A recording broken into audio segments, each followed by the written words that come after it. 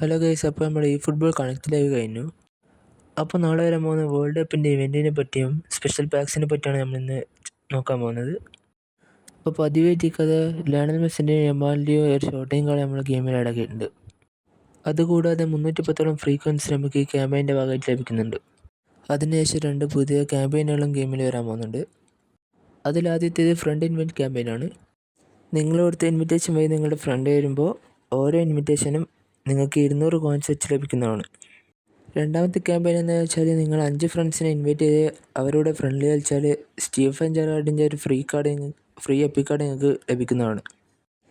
പിന്നെ വെക്കാനുള്ളത് അടുത്ത ആഴ്ചകളിൽ വരുന്ന നാഷണൽ പാക്സ് ആണ്. അതിൽ നാളെ നമുക്ക് പോർച്ചുഗലിൻ്റെ ഇംഗ്ലണ്ടിൻ്റെ പാക്ക് ഗെയിമിൽ വരുന്നതായിരിക്കും. പോർച്ചുഗലിൻ്റെ മാനേജറായ ആർ മാർട്ടിനസും സ്പെഷ്യൽ പ്ലെയറായിട്ട് റൊണാൾഡോൻ്റെ വിൽ പവർ കാർഡുമാണ് വരാൻ പോകുന്നത്. ഇംഗ്ലണ്ടിനെ നോക്കാനാണെങ്കിൽ തുഷാലിൻ്റെ ഫസ്റ്റ് ഗെയിം 90 പോകുന്ന മാനേജറാണ് വരാൻ പോകുന്നത്. പിന്നെ കാർഡായിട്ട് ഹാരി കെയിൻ്റെ ലോസ് ക്രീമർ കാർഡാണ് വരാൻ പോകുന്നത്. 8-ാം തീയതി ജപ്പാൻ്റെയും ബ്രസീലിൻ്റെയും പാക്കാണ് വരാൻ പോകുന്നത്. റാഫിനെയാണ് സ്പെഷ്യൽ പ്ലെയറായിട്ട് ഈ പാക്കിലുള്ളത്. പിന്നെ സങ്കടം എന്താണെന്ന് വെച്ചാൽ നെയ്മറിൻ്റെ കാർഡ് ഈ പാക്കിലില്ല എന്നുള്ളതാണ്. അത് കഴിഞ്ഞ് 11-ാം തീയതി ഫ്രാൻസ്, ജർമ്മനി, പിന്നെ നെതർലാൻഡ്സ് ഇവരുടെ പാക്കാണ് വരാൻ പോകുന്നത്. അതുകൂടാതെ തുർക്കി, ഇന്തോനേഷ്യ, സൗത്ത് കൊറിയ, ഇറാൻ എന്നീ ടീമുകളുടെ പാക്കും വരാൻ പോകുന്നുണ്ട്. അതുകൂടാതെ നാളെ വരാൻ പോകുന്ന സ്പെഷ്യൽ പ്ലെയേഴ്സിൻ്റെ ലിസ്റ്റ് കൊണാമി പുറത്തുവിട്ടിട്ടുണ്ട്. അറ്റാക്കിംഗ് സെർച്ച് എന്ന് പറഞ്ഞ പുതിയ സ്കില്ല് കൊടുത്ത് ഇൻസാഗി, ക്രൈഫ്, ജോഡി ആൽബ ഇവരുടെ പാക്കാണ് നാളെ നമുക്ക് ഗെയിമിൽ അവൈലബിൾ ആകാൻ പോകുന്നത്. EF കണക്ട് ചെയ്തിട്ടുള്ള ഈ ഒരു ഗിഫ്റ്റ് കൂടെ നാളെ ഗെയിമിൽ അടിച്ചെടുത്ത് നമുക്ക് അതിലൊരു ഫ്രീ ചാൻസ് ഡീലും കിട്ടാൻ പോകുന്നുണ്ട്. അതിൻ്റെ ഒപ്പം തന്നെ ജപ്പാൻ്റെ ഒരു പാക്കും നാളെ ഗെയിമിൽ വരുന്നുണ്ട്.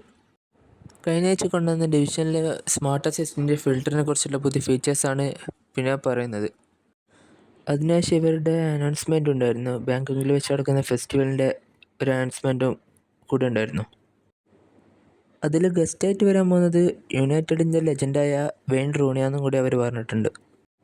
പിന്നെ ഈ ഫുട്ബോളിൻ്റെ കിക്ക് ഓഫിൽ നമ്മൾ പർച്ചേസ് ചെയ്താൽ റോബർട്ടോ കാർലോസിൻ്റെ ഒരു എപ്പിക് കാർഡ് കൂടി നമ്മൾ മൊബൈൽ വെർഷനിൽ ലഭിക്കുമെന്ന് പറഞ്ഞിട്ടുണ്ട്. അടുത്തായി പ്ലെയർ ഓഫ് ദി വീക്ക് പോലെ തന്നെ പ്ലെയർ ഓഫ് ദി ഡേ നമുക്ക് ഗെയിമിൽ അവൈലബിൾ ആകുന്നതാണ്. തൊട്ട് മുമ്പത്തെ ദിവസത്തെ മത്സരത്തിൽ നല്ലോണം പെർഫോമൻസ് ചെയ്യുന്ന പ്ലേയേഴ്സിൻ്റെ കാർഡാണ് നമുക്ക് ഇതിലൂടെ ലഭിക്കാൻ പോകുന്നത്.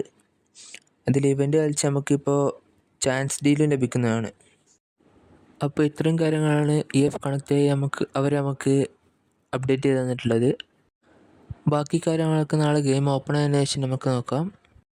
അപ്പോൾ ഇത്രയുള്ള ഇന്നത്തെ വീഡിയോ ഇഷ്ടപ്പെട്ടാൽ ലൈക്ക് ചെയ്യുക, ഷെയർ ചെയ്യുക, ചാനൽ സബ്സ്ക്രൈബും കൂടി ചെയ്ത് വെച്ചേക്കുക. പിന്നെ അടുത്ത പുതിയൊരു വീഡിയോ ആയിട്ട് വീണ്ടും കാണാം.